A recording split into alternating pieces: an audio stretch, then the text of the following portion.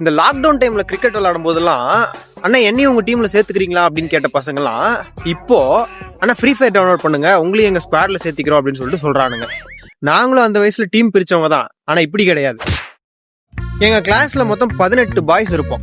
இதுல ஏதாவது 2 பேருக்கு சண்டை வந்துருச்சுன்னா, இப்போ எனக்கு என்னோட ஃப்ரெண்டுக்கும் சண்டை அப்படின்னா, யார் யாருக்கெல்லாம் என்ன பிடிக்குதோ அவங்க எல்லாம் என்னோட டீம், யார் யாருக்கெல்லாம் என் ஃப்ரெண்டை பிடிக்குதோ அவங்க எல்லாம் அவனோட டீம்.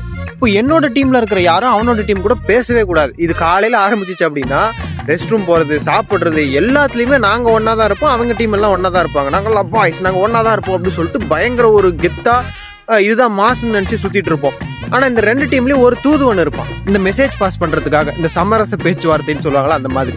ஆனா இதுல ட்விஸ்ட் என்னன்னா, இந்த 2 டீம் கேப்டன் இருக்கோம்ல, இப்ப நானும் என்னோட ஃப்ரெண்டும், நாங்க 2 பேரும் ஈவினிங் போயிட்டு யார் மேல தப்போ அவங்க கால் பண்ணி இந்த மாதிரி சாரி தெரியாம நடந்துருச்சு அப்படின்னு சொல்லிட்டு பேசிட்டு, இப்ப நாங்க 2 பேரும் பிளான் போடுவோம். எதுக்கு அப்படின்னா, எங்களை நம்பி ஒரு சிலர் டீம்னு வந்தானுங்க பாருங்க, அவனுங்களை என்ன பண்ணலாம் அப்படின்னு சொல்லிட்டு.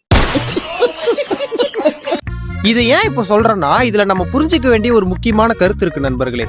நீங்க என் தலைவன் தான் பெருசு, உன் தலைவன் தான் பெருசு அப்படின்னு சொல்லிட்டு அடிச்சுக்கிற எந்த தலைவனும் அவங்களுக்குள்ள யாரும் சண்டை போட்டுக்கிறது இல்ல. நம்ம தான் நீ தோனி ஃபேனு, நான் கோலி ஃபேனு, நீ தலை ஃபேனு, நான் தளபதி ஃபேனு சொல்லிட்டு சண்டை போட்டுட்டு இருக்கிறோம். So actually my question is, but Ajith வாழ்க, விஜய் வாழ்க, நீங்க எப்போ வாழ போறீங்க? வேணா யூ